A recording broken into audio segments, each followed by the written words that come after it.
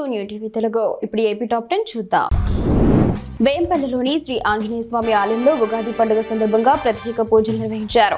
ఆలయ EO Subhash, chairman PV Ramana ఈ వివరాలను తెలిపారు. ప్రధాన అర్చకులు హరిప్రవీణ్ నేతృత్వంలో శ్రీదేవి భూదేవి సమేత లక్ష్మీ వృషభాచలేశ్వర స్వామివారికి, ఆంజనేయ స్వామివారికి విశేష పూజలు జరిగాయి. అనంతరం లక్ష్మీ వృషభాచలేశ్వర స్వామి అమ్మవార్ల గ్రామోత్సవం పురవీధుల్లో వైభవంగా జరిగింది.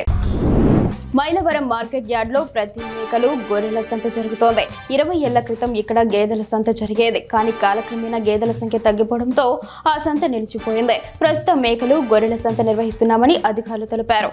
గతంలో గేదెల కోసం నిర్మించిన షెడ్లను వేసవిని దృష్టిలో ఉంచుకుని ఏప్రిల్ నాటికి అభివృద్ధి చేసి అందుబాటులోకి తెస్తామని ఏఎంసీ చైర్మన్ నవ్యశ్రీ తెలిపారు. కోటబొమ్మాలి మండలం హరిచంద్రపురం రైల్వే స్టేషన్లో విశాఖ గుణపురం ట్రైన్ కు ఏర్పాటు చేసిన హాల్ట్ సర్వీస్ ను కేంద్ర మంత్రి కింజరపు రామ్మోహన్ నాయుడు, రాష్ట్ర వ్యవసాయ శాఖ మంత్రి కింజరపు అచ్చెన్నాయుడు ప్రారంభించారు. ఉగాది సందర్భంగా ఈ రోజున ప్రారంభించడం ఆనందదాయకమని కేంద్ర మంత్రి పేర్కొన్నారు. ప్రజలు ఈ సర్వీస్ ను సద్వినియోగం చేసుకోవాలని సూచించారు. నరసన్నపేట మండలం తామరపల్లి గ్రామంలో సర్వీస్ రోడ్డుకు ఆనుకుని ఉన్న బోరుబావి గత నెల రోజులుగా పనిచేయకపోవడంతో స్థానికులు తీవ్ర ఇబ్బందులు పడుతున్నారు. సంబంధిత అధికారులకు సమాచారం అందించినా ఫలితం లేదని, తాగునీటి సమస్య తీవ్రంగా ఉందని వారు ఆరోపించారు. వెంటనే బోరుబావిని మరమ్మతులు చేయాలని గ్రామస్తులు కోరుతున్నారు. ప్రపంచ పిచ్చుకల దినోత్సవం సందర్భంగా Aikya national foundation vice president doctor Gadiraju Rangaraju మాట్లాడుతూ, రైతులకు మేలు చేసే పిచ్చుకలు కనుమరుగై 4 దశాబ్దాలు అవుతుందని, ఇప్పుడు కొన్ని చర్యల వల్ల అవి మళ్లీ కనిపిస్తున్నాయని తెలిపారు. పక్షుల కోసం నీరు, గింజలు పెట్టాలని ఆయన సూచించారు. ఈ సందర్భంగా పశ్చిమ గోదావరి, ఉండి ప్రాంతాల్లో పిచ్చుకల సంరక్షణపై ఆయన ప్రత్యేకంగా దృష్టి సారించారు. పోలాకి మండలం ప్రియగ్రహారం గ్రామంలోని శ్రీ లలిత త్రిపురాంతక విశ్వేశ్వర స్వామి ఆలయంలో అరుదైన ఘటన చోటు చేసుకుంది.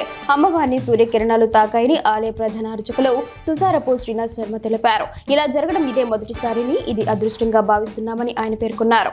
ఈ విషయం తెలుసుకున్న గ్రామస్తులు ఆలయానికి తరలివచ్చి అమ్మవారిని దర్శించుకున్నారు. విజయనగరం జిల్లా చీపురుపల్లి మండలం విశ్వనాథపురం గ్రామంలో రాత్రి కురిసిన అకాల వర్షం కారణంగా కోత దశకు వచ్చిన మొక్కజొన్న పంట నేల కొరిగి తీవ్రంగా నష్టపోయింది. చుట్టుపక్కల గ్రామాల్లో కూడా ఇదే పరిస్థితి నెలకొనడంతో రైతులు ఆందోళన చెందుతున్నారు. చేతికి వచ్చిన పంట దెబ్బతినడంతో రైతులు తీవ్రంగా నష్టపోయారు. అధికారులు స్పందించి పంట నష్టాన్ని అంచనా వేసి రైతులకు తగిన పరిహారం అందించాలని రైతులు కోరుతున్నారు. పెద్దకడబూరు మండలం మేకడోన గ్రామంలో తీవ్రమైన తాగునీటి సమస్య నెలకొంది. గ్రామంలో సమ్మర్ స్టోరేజ్ ట్యాంక్ ఉన్నప్పటికీ పైపు లైన్ల సమస్యల కారణంగా గ్రామస్తులకు సరైన నీటి సరఫరా అందడం లేదు.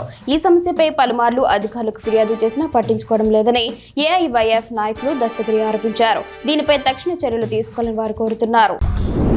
గుత్తిలోని ఆర్ఎస్ రోడ్లో రైల్వే బ్రిడ్జ్ ఇనుప చువ్వ లారీని తాగడంతో నెల్లూరు నుంచి సిరుగొప్పకు వెళ్తున్న లారీలోనే వడ్ల బస్తాలు రోడ్డుపై పడిపోయాయి. లారీ హైట్ ను గమనించకుండా వెళ్లడమే దీనికి కారణమని స్థానికులు తెలిపారు. ఈ ఘటనతో రోడ్డుపై ట్రాఫిక్ కు అంతరాయం ఏర్పడింది. జలమూరు మండలం శ్రీముఖలింగేశ్వరుని ఆలయంలో పరాభవ నామ సంవత్సర ఉగాది సందర్భంగా పంచాంగ శ్రవణం జరిగింది. ఈ కార్యక్రమంలో స్థానిక గ్రామస్తులు, సర్పంచ్ సతీష్, ఈవోకే కొండలరావు పాల్గొన్నారు. ఈ ఏడాది అంతా శుభప్రదంగా ఉంటుందని, చిన్న చిన్న ఇబ్బందులు తప్పవని పంచాంగకర్తలు తెలిపారు.